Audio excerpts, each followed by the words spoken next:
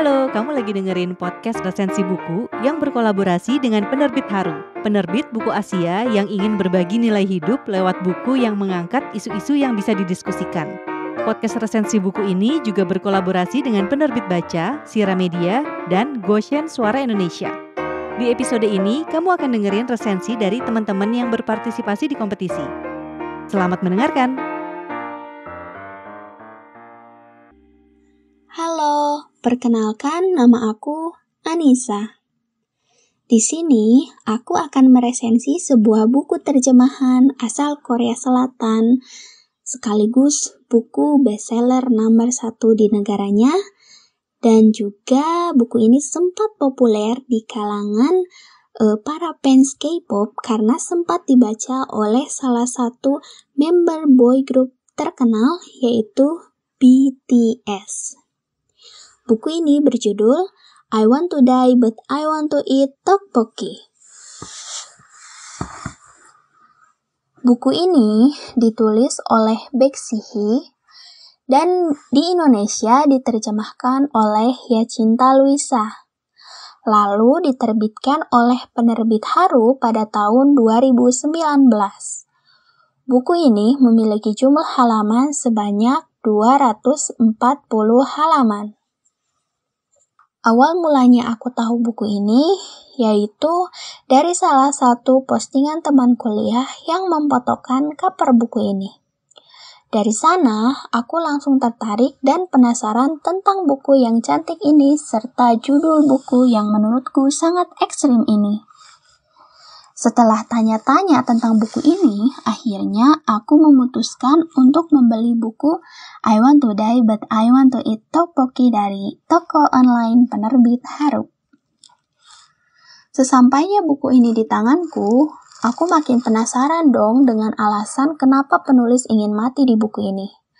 Padahal kalau dilihat dari biografi sang penulis yang bisa kita baca di awal halaman, ia rasanya terlalu cantik untuk jadi depresi. Tapi balik lagi sih, yang namanya gangguan psikologis bisa dialami oleh siapa saja tanpa pandang bulu. Pokoknya kalian tidak akan rugi membeli buku ini. Karena dari segi visualnya saja, buku ini sangat cantik sekali dengan dibalut warna merah muda serta desain bukunya yang sangat indah. Masuk ke dalam sinopsis buku ini, mungkin alasan kenapa penulis memilih judul ini karena ia pengen mati, tapi ia masih suka jajan. Jadi gimana dong? Ia masih ingin menikmati hidupnya, ia masih ingin makan makanan kesukaannya. Dan akhirnya ia pergi ke psikiater lalu menuliskan catatan pengobatannya di dalam buku ini.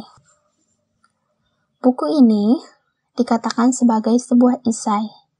Format dari tulisannya pun seperti kita membaca dialog percakapan antara penulis dan dokternya. Dalam buku ini, Baek Si-hee didiagnosis mengidap distimia serta gangguan kecemasan. Ia sudah mengalami gangguan ini selama lebih dari 10 tahun. Nah, for your information, kalian tahu nggak distimia itu apa? Nah, dari buku ini dijelaskan bahwa distimia adalah bentuk kronis dari depresi. Di dalam buku ini juga dibagi ke dalam sub-subbab yang judulnya benar-benar membuat merasa relate dengan kehidupannya. Seperti yang aku rasakan, pemilihan kata-katanya sangat pas dengan keadaanku pada saat membaca buku itu. Ada salah satu subjudul yang benar-benar aku ingat.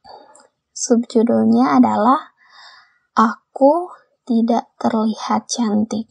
Dan di dalam subjudul itu, Baek Si-hee menceritakan tentang pengalamannya yang sering berada di kondisi di mana ia selalu merasa dirinya itu tidak cantik, merasa dirinya itu tidak berharga dan selalu merasa bahwa orang-orang menjauhinya karena ia tidak terlihat cantik.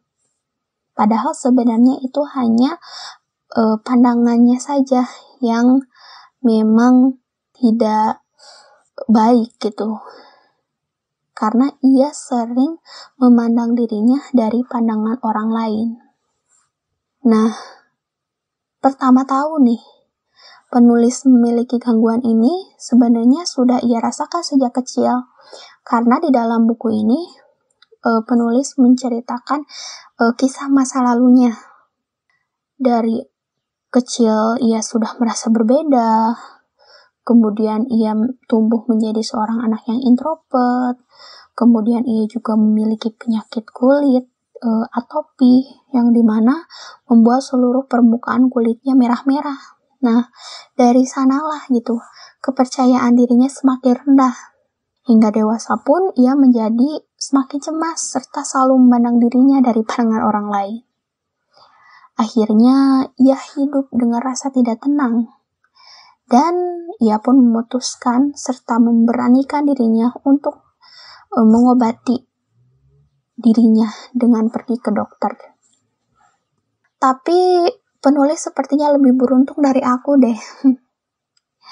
Setidaknya ia berani untuk berkonsultasi ke psikiater. Kalau aku mungkin belum tentu bisa sesurvive penulis menghadapi segala permasalahan yang tiada akhirnya ini. Kemudian dari buku ini, pembaca bisa mengambil pelajaran seputar dunia psikologi, karena nanti akan dibahas juga tentang istilah-istilah psikologis seperti dilema landak. Dilema landak sendiri adalah suatu kondisi di mana sepasang hati yang sebenarnya itu saling menginginkan kedekatan satu sama lain, tetapi di saat bersamaan memiliki kecenderungan untuk menjaga jarak. Jadi sebenarnya dia tuh pengen deket, tapi kayak mikir-mikir dulu, gimana kalau nantinya dia begini, gimana kalau nantinya dia punya niat buruk kayak ke aku. Jadi benar-benar ya dilema, dia ingin dekat tapi gak bisa. Lalu ada lagi istilah packing bed, yaitu kondisi di mana seseorang merasa keadaan dirinya lebih buruk dari yang sebenarnya.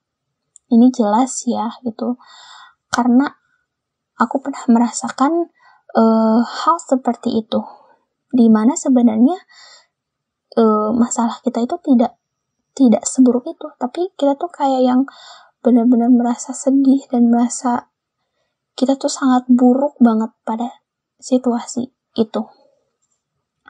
Kemudian ada istilah mitomania, black and white thinking, fortune telling, ambivalensi, kepribadian histrionik, serta masih banyak lagi ilmu-ilmu yang bisa kita dapat dari buku ini. Aku yakin siapa saja yang baca buku ini pasti akan menangis juga. Intinya, dari esai yang dibuat oleh penulis itu ingin menyampaikan bahwa apa yang ia tulis sebenarnya bisa juga dirasakan oleh orang lain, meski dalam konteks masalah yang berbeda. Sebenarnya, jujur, sepanjang aku membaca percakapan antara penulis dan psikiater, itu tidak dicantumkan solusi-solusi yang mampu mengatasi gangguan ini.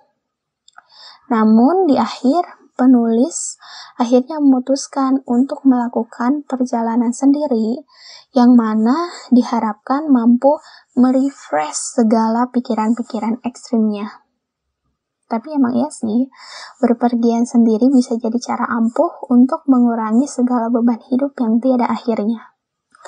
Terakhir, aku ingin membacakan salah satu kata-kata yang paling membekas di dalam buku ini.